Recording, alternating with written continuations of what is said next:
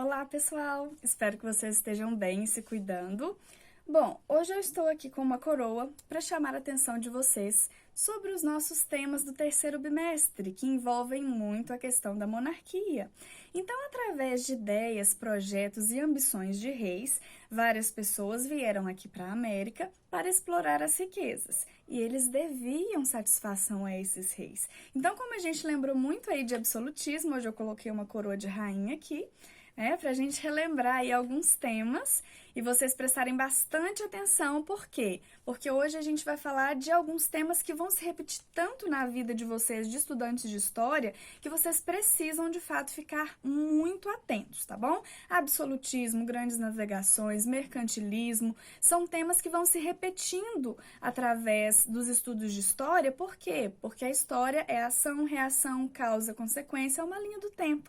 A gente divide em períodos para a gente conseguir estudar por partes, né? Mas a gente vê aí que uma ação, ela deriva, né, de uma outra ação. Então, as ações históricas são, na verdade, reações a invasões, né, conquista, dominação, resistência e por aí vai. E a gente vai falar muito sobre isso. Por isso que hoje eu coloquei aqui a coroa para chamar a atenção de vocês que muitas coisas começam quando os estados nacionais se formam. O primeiro foi Portugal, né? E a monarquia, esse absolutismo monárquico, ditou várias coisas na Europa que respingaram na gente aqui na América. Na verdade, não respingaram, né, gente? Foi uma enxurrada de mudanças aí para a América a partir do século XV. E é disso que a gente vai falar hoje. Nós falaremos basicamente de três temas. Primeiro, a colonização espanhola e inglesa aqui na América e a colonização portuguesa na América.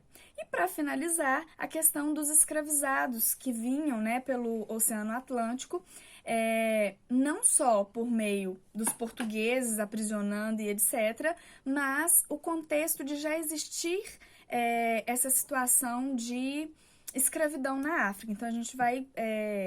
eu vou fazer uma linha do tempo desses temas com vocês. Então, primeiro, começando das colonizações.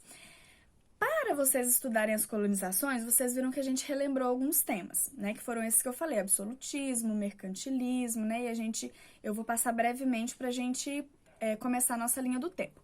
Então, gente, relembrando aí, no final da Idade Média, né? Na Baixa Idade Média e no início da Idade Moderna, a situação tanto política quanto econômica na Europa ela foi mudando. Então, na Baixa Idade Média, com a crise, a seca, a fome, a peste, a organização do feudo já não era mais como na Alta Idade Média. E a gente vê o renascimento do comércio, renascimento urbano, renascimento cultural, esses vários renascimentos que vão valorizando aí não só a ciência, mas também a descoberta, a curiosidade, né? A igreja, inclusive, tem que se reinventar, porque senão ela perde fiéis, né? Querendo explicar que é porque Deus quis assim. E aí vocês viram que o cenário europeu ele mudou. Drasticamente, do dia para a noite? Não. As transformações históricas, elas não acontecem do dia para a noite. É um processo lento e gradual. Alguns fatos históricos podem até parecer que foi do dia para a noite que aconteceram, mas não. Tem uma longa história por trás daquela reação a alguma ação. Então, turminha, não foi do dia para a noite que as pessoas foram dormir na Idade Média e acordaram na Idade Moderna e entenderam que aquilo estava acontecendo. Foi um processo. Então, nesse processo, a política do feudo já não funcionava mais em todos os lugares europeus. E como as cidades estavam ficando cada vez mais populosas e também os riscos de invasões foram ficando cada vez maiores, houve a necessidade da unificação dos reinos e houve a necessidade de escolher um líder. Como é que eu escolho um líder? Cheio de senhor feudal, que se chamava de rei, cheio de nobre. Então, imagina aí o primeiro estado nacional a se formar, que foi Portugal, então tinham vários senhores feudais ali. Vamos pensar também na questão da Inglaterra, vários reis, esse aqui é o meu reino, ninguém entra. E por aí vai. Como esse povo foi escolhendo um líder? Através do exército. Aquele que é mais forte, aquele que tem mais soldados, ele é o rei. né? E aí ele vai juntar-se com os outros nobres que vão também oferecer a força do exército, né? Porque não tem reino se não tiver exército. Nesse contexto todo, o que nós vemos é todo um processo de escolha. Obviamente, alguns nobres ficavam, né, chateados, barra se sentindo traídos aí. Foi um período de grandes traições, né, na história da humanidade aí. E a gente vê que esse processo não foi fácil, mas o absolutismo monárquico ele aconteceu. Ou seja, o rei ser absoluto, ele manda sozinho, pode ter conselheiro, mas a última palavra é dele, e isso funcionou. Funcionou por quê? Porque as pessoas precisavam de um exército. E ele tinha que ser forte, né, gente? Eu vou falar exército nesse vídeo, assim, somente umas 35 vezes. Porque era isso que contava. Se eu tinha povos querendo dominar o meu território, eu precisava de algo forte, né? E esse algo forte vinha dos belatores, lá da Idade Média, que são os nobres, aqueles que defendem o feudo, né? Então, essa formação de uma guarda real, ela não era suficiente. Eu não posso proteger só o rei, eu tenho que proteger todo o reino, eu tenho que ter pessoas nas fronteiras. E essa formação de exércitos e a junção desses soldados em prol de um território só foi acontecendo, né? Principalmente aí nos territórios europeus que estavam sendo mais invadidos, né? Então, o absolutismo monárquico é esse sistema político, né, no qual o rei é absoluto. E foi extremamente necessário para os europeus na época que abraçaram a ideia e sobreviveram através dessa centralização de poder, né? Outro assunto muito falado, que a gente também precisou para a nossa matéria de colonização, foi a questão do mercantilismo. O que é o mercantilismo? É um sistema econômico. Então, absolutismo, sistema político, mercantilismo, sistema econômico. Esse sistema econômico tinha algumas características. A principal dela era metalismo, metais preciosos, né? Ouro, principalmente, e prata. Pedras preciosas eram importantes? Eram, mas o metal precioso ele era mais importante. Ele era uma forma de barganhar muito mais valiosa, né? Para que eu quero acumular metais preciosos? Exército. Eu preciso de um exército forte. Eu não forjo uma espada com papelão. Eu preciso de recursos para equipar o meu exército. Então, o metalismo, que é o acúmulo de metais preciosos, era o que de fato definia um reino como preparado ou não para se fortalecer. Então, eles precisavam sim de muitos metais preciosos para conseguir fazer acordos, aumentar a sua defesa, investir dentro do seu reino, então tudo isso era necessário. Mas como você consegue acumular metais? Primeiro, tendo uma balança comercial favorável. Você vende mais e compra menos. Então, eu exporto mais, importo menos. Como é que eu faço isso? Eu tenho que vigiar, porque senão o povo achou uma coisa interessante, né, de outro lugar, vai querer comprar mais do que vender para fora, né? Então, eles começaram a fazer o protecionismo alfandegário. O que é isso? É a proteção da alfândega, são altos impostos sobre tudo que vem de fora. Então, incentiva as pessoas a comprarem dentro do reino e deixarem os metais preciosos circulando dentro do reino. Para o caso de precisar de aumentar os impostos ou recolher alguma taxa diferenciada, o meu povo ter aquilo para me oferecer, para pagar para mim. Então, por isso era importante as moedas, né, os metais preciosos estarem circulando dentro do reino. Então, nesse processo de mercantilismo, tinha um problema. Portugal queria vender mais, comprar menos. A Inglaterra também, a França também, a Holanda também, a Bélgica também. E aí? Lembrando que assim, eu tô dando esses nomes, mas nessa época tinha outros nomes, eram outros reinos, tá, gente? Só para vocês entenderem a ideia, né? Como é que eu faço para vender, né, produtos meus, coisas minhas, se o outro também quer vender, ele não quer comprar? Aí eu preciso de coisas diferentes, né? Lembrem da frase que rima: quanto mais raro, mais caro, né? Então, as especiarias era algo, né? Era não um produto, né, mas vários produtos que faziam a diferença no comércio europeu. Os italianos já tinham um certo comércio no Oriente, né? Mas são os portugueses que se lançam nas grandes navegações. De novo, os portugueses começando alguma coisa, né? Então, eles foram os primeiros a se formar como Estado Nacional e foram os primeiros aí a começar as grandes navegações. Esse processo todo eu já expliquei para vocês, é só para vocês lembrarem que isso influencia nas colonizações. Porque com a crise desses povos, principalmente dos portugueses no Oriente, eles se voltam para aquele continente que Cristóvão Colombo descobriu, mas não sabia que descobriu, ele achou que tinha chegado numa parte diferente das Índias, por isso que aqui não chama colombiana, chama América, né? Porque foi Américo Vespucci que entendeu que aqui era um continente. E quando ele chega aqui, as pessoas europeias inicialmente não tinham tanto interesse, né, tanta ganância. Por quê? Porque eles estavam com a ganância com as especiarias, a seda da China, né, ópio, cerâmica e por aí vai. Então, nesse contexto, o que a gente vê é que esses povos, quando eles estão com essa crise no Oriente, eles se voltam para o Ocidente, para a América. E é nesse contexto que a gente viu as 3 principais colonizações aqui, que foram a espanhola, a inglesa e a portuguesa. Também estiveram aqui franceses, holandeses, né, irlandeses, mas a gente viu especificamente desses 3, né, portugueses, espanhóis e ingleses. Então, eu vou falar um pouquinho aqui sobre a questão das características principais dos 2 tipos de colonização que aconteceram aqui.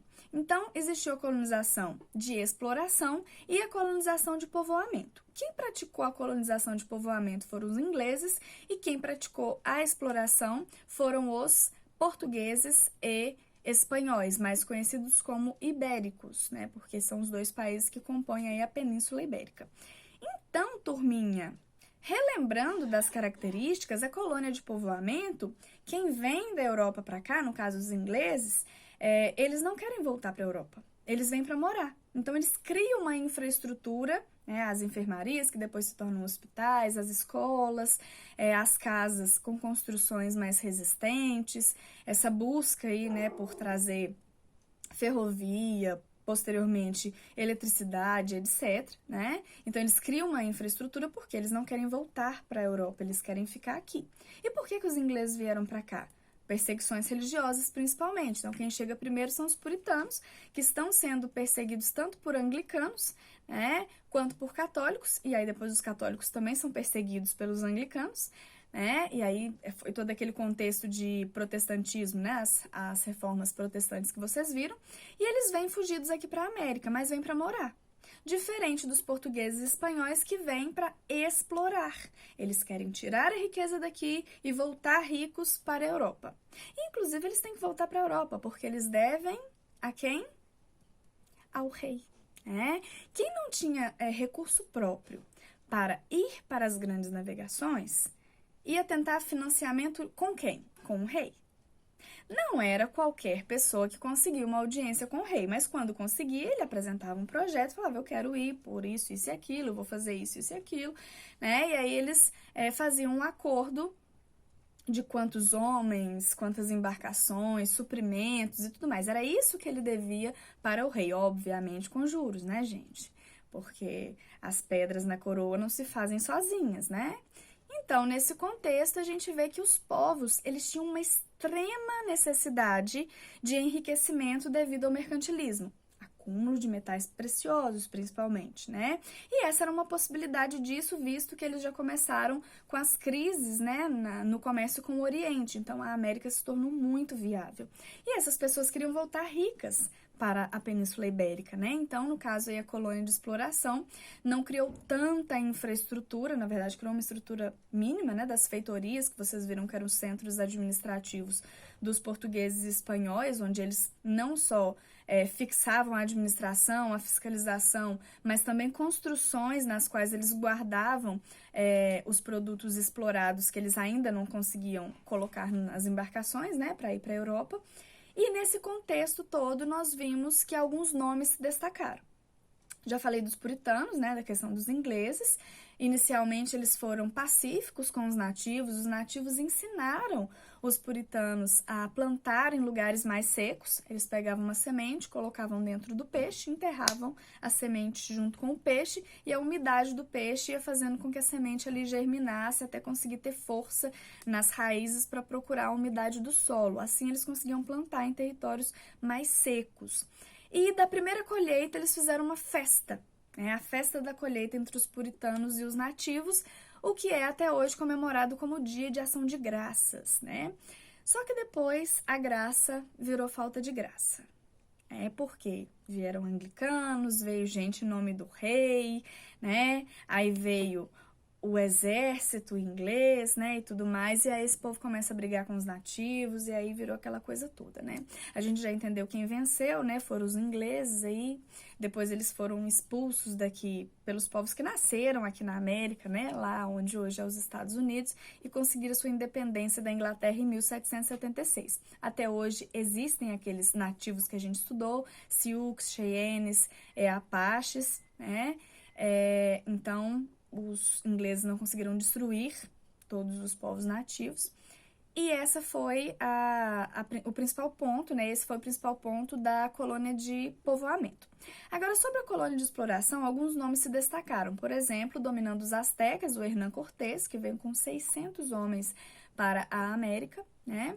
E o Francisco Pizarro, que vem com menos homens, ele vem com 500 homens, né? 27 cavalos aí, e consegue dominar os incas. E nesse contexto, tanto os incas quanto os astecas estavam esperando um momento no qual a serpente emplumada, né, Quetzalcóatl, o seu deus aí, enviaria algo para pacificar o povo, que inclusive já estava dividido por disputas internas. E aí quem chega? Chega um povo num animal diferente, que era o cavalo. Inclusive eles achavam que era uma coisa só, o cavalo e o homem. Pensavam, gente, que ser, né, maravilhoso. Até o homem descer do cavalo, eles entenderem que eram coisas diferentes, mas ainda assim, né, o cavalo era um animal diferente para o nativo americano. E aí, eles recebem bem, tanto o Hernán Cortés, né, os astecas recebem bem, e o Francisco Pizarro também foi bem recebido, porque eles entendiam que em algum momento ia chegar boas novas dos deuses, e eles viram essas pessoas como um sinal dos deuses. Até começar a observar a ganância, a violência, né, a ambição, e falar, não, isso não é de Deus, não.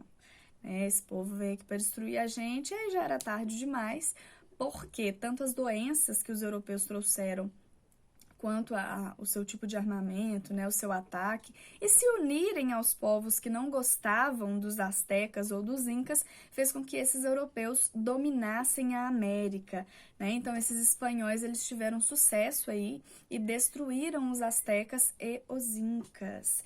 E aí vocês viram também a colonização portuguesa, né, que é pautada em algo que a gente vai chamar de ou comércio metropolitano ou pacto colonial, que é a questão do monopólio, né? Ou seja, exclusividade entre a colônia e a sua metrópole. Tanto os espanhóis quanto os portugueses fizeram isso aqui na América.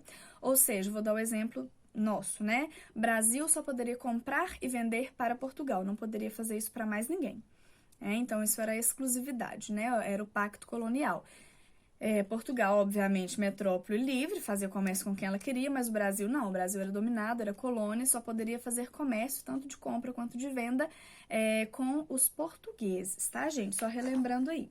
E para finalizar, a gente viu que algumas práticas, inclusive de impostos, que já existiam aqui na América, eram praticadas pelos europeus, a questão da mita, que era uma cobrança em trabalho compulsório, ou seja, você era obrigado a usar sua força de trabalho quando fosse exigido, isso era um imposto, né? Era algo que você tinha que pagar, além, obviamente, das riquezas básicas, né? Os metais preciosos e tudo que fosse valioso para a coroa ibérica. E aí, finalizando, pessoal, a gente tem a questão do destino manifesto dos ingleses, que eu não posso deixar de falar, né? Que era a necessidade de justificar a colonização. Ah, por que vocês estão aí? É o destino manifesto, foi Deus. É Deus que falou pra gente fazer isso. E um jornalista, né, o chamado John O'Sullivan, ele publica isso numa revista democrática, na qual ele explica, olha, não, Deus escolheu a gente, né? Nós, ingleses, nós, descendentes dos ingleses, a gente veio para trazer a evolução.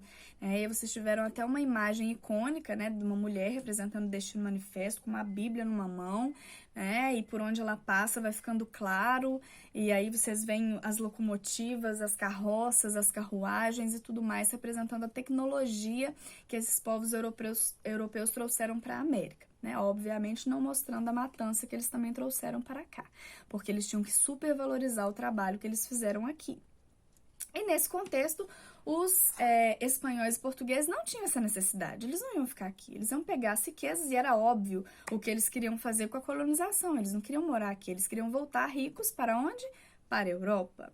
E aí, vocês viram por último, a questão do comércio de escravizados pelo Atlântico, como ele acontece, por que ele fica viável, é disso que eu vou falar agora no finalzinho do vídeo, que é uma questão muito importante para os portugueses, principalmente, devido à resistência dos nativos. Então, tem várias situações que vão fazer com que isso se torne lucrativo. Então, relembrando aí da administração portuguesa, foi dividido o litoral brasileiro em 15 lotes de terras, chamados de capitanias, eram hereditários, então o capitão donatário, que era a pessoa que mandava naquela capitania, quando ele morresse, era o filho dele que ia se tornar o próximo líder daquele lugar, e o responsável por fiscalizar e dar satisfação para o rei do que acontecia ali.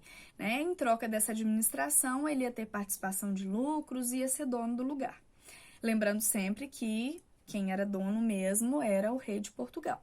Nesse contexto todo, as capitanias não deram tanto lucro. 2 só deram lucro, que foi a de São Vicente e a de Pernambuco. Então, eles destruíram as capitanias hereditárias? Não, eles mantiveram, mas fizeram uma outra estrutura de governo superior às capitanias, porque os capitães donatários começaram a brigar entre si. Isso fez com que os lucros ficassem cada vez mais distantes da realidade da coroa portuguesa. E aí, o que eles fazem? Portugal pensa assim, não tá dando lucro. Tem 2 coisas, ou eles estão brigando e se atrapalhando no comércio, ou eles estão roubando da coroa. Então, a gente manda uma pessoa mais de confiança ainda, a gente cria uma cadeia de hierarquia e esse povo ou paga ou paga, Então, o que acontece cria-se a primeira vila, com Martim Afonso de Souza, que vem com vários portugueses para cá, e do litoral nordestino até chegar aqui no litoral do sudeste, vem se formando vilas e cidades. Então, a primeira vila foi lá em São Paulo, chamada de São Vicente, e posteriormente outras vilas foram se instaurando. Lembrando que a nossa capital já era lá no Nordeste, em Salvador. Salvador foi a nossa primeira capital, devido inclusive à questão de ter um porto seguro, um lugar que tem esse nome até hoje, porque era onde eles aportavam e tinham segurança, feitorias, e já tinham criado ali uma pré-administração no período pré-colonial de 1500 a 1530. Então, a partir de 1532, com a primeira vila, a de São Vicente, vão se formando outras vilas e outras cidades no litoral brasileiro,